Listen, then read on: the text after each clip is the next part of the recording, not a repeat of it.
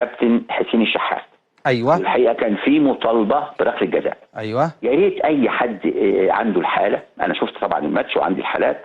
الحاله ان الكوره كانت كوره عاليه رايحه لخارج منطقه الجزاء، تمام، والمدافع المغربي بيجري في اتجاه الكوره، رايح في اتجاه الكوره، والكابتن حسين الشحات هو اللي راح في اتجاه المدافع المغربي، فحصل هذا الاصطدام. من المسؤول عن انشاء هذا الاصطدام؟ هو لاعب النادي الاهلي. هو بقت بالنوايا ولا ايه؟ يعني ايه بالنوايا؟ يعني هل انت شايف ان حسين الشحات هو اللي كان في نيته ان هو يروح ياخد ضربة جزاء؟ هو راح في اتجاه اللاعب. سيبك من النوايا. ايوه. انا ماشي، انت ماشي في طريق يا مهند، انت ماشي في طريق يا مهيب، انت ماشي في طريق وواحد جه في طريقك. مهند دي حلوه. معلش معلش. وجه حد في طريقك، احنا دي بنسميها في القانون امبيدنج ذا بروجرس في ان اوبوننت، يعني اعاقه تقدم المنافس. انا ماشي في طريقي، ما رحتش في طريقك انت، لكن انت اللي جيت في طريق. ايوه. فمين اللي تسبب في هذا الاصطدام؟ هو حسين الشحات. ايوه. واضحه جدا في القانون، اللي انا بقوله ده واضح للناس اللي عندها معرفه بقانون كره القدم، معرفه صحيحه، مش الناس اللي بت يعني اقول ايه، مش طيب اقول كلام صح. في حاجه احنا حاجه شفناها، ماشي، انا خلاص انت قلت على ضربه الجزاء مش ضربه جزاء، لكن في حاجه في كذا حاله الحقيقه، في كذا حاله. طيب اكتر من حاله. الحاجه اللي احنا شفناها والجماهير شافتها وضوح الشمس. هي يحيى عطية الله لما عمل الكرة بايديه، وكان في 2 من لعيبه الاهلي رايحين انفراد، اللي هو 79 بالظبط كده، كهربا 79 وبيرسي تاو كانوا رايحين انفراد الاثنين، والراجل يعني امام العالم ممتاز. كله عمل الكرة بايده.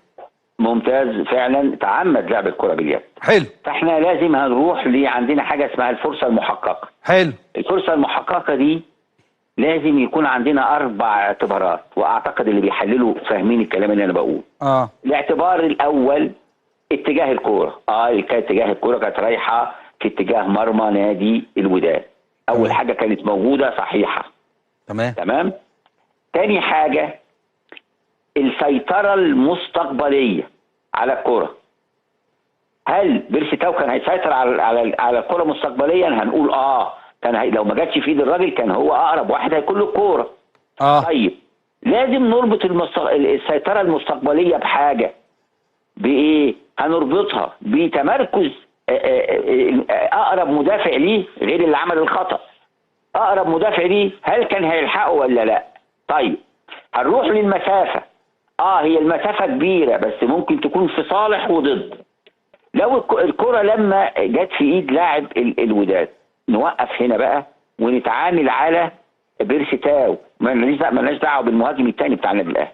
احنا بنعمل الفرصه المحققه على اللاعب اللي ارتكب ضده الخطا. هل كان عنده ال4 عوامل دول؟ هنروح نقول ان بيرسي تاو كان مواجه لمرمى النادي الاهلي. مواجه لمرمى النادي الاهلي، ما كانش بيجري في اتجاه مرمى الوداد. هنا تفرق كتير، لانه كان لو بيجري في اتجاه مرمى الوداد ده هو كان لوحده يا كابتن. ماشي لوحده، ده لوحده 100%. يعني هيلف في ثانيه يا كابتن. خلي بالك بقى، نخش في العلم. لما هيلف في الثانيه دي انت لما بتبدا السبرنت من الحركه بتحقق اقصى استفاده منه. انما لما بتبداه زي كده العربيه، العاده لازم تديها الاول والثاني عشان تقدر تمشي بسرعه. طيب كان في مدافع الوداد، احنا بنتكلم بكل حياديه وبعلم على فكره، وعلى فكره الحاله دي اتناقشنا مع بعض محاضرين الفيفا فيها، واقدر ابعت لك الاجابات باللغه الانجليزيه. ما ممكن المحللين دول يغلطوا، هم مش ملايكه يا سيدي. ماشي، بس مش الناس اللي هم بيفهموا قوي في التحكيم. ماشي، خلينا نكون واقعيين، احنا مش ضد حد، بالعكس والله العظيم انا كنت اتمنى النادي الاهلي يكسب 5-6 وكان قادر يعني حتى دي كان يحيى عطية الله ما يستحقش الطرد؟ لا، يستحق انذار، لان كل اعتبارات الفرصه المحققه ما كانتش متواجده في بعضها. كم من 4؟ انت قلت 4، كم من 4 كان متواجد؟ كان 2 من 4 متواجدين. طيب اذا 50-50. ايوه، ما احنا بنقول ايه، لما نيجي نعدم واحد لازم كل الادله تكون واضحه. لكن لما حاجه فيها دوت، فيها شك، لا نروح للاقل.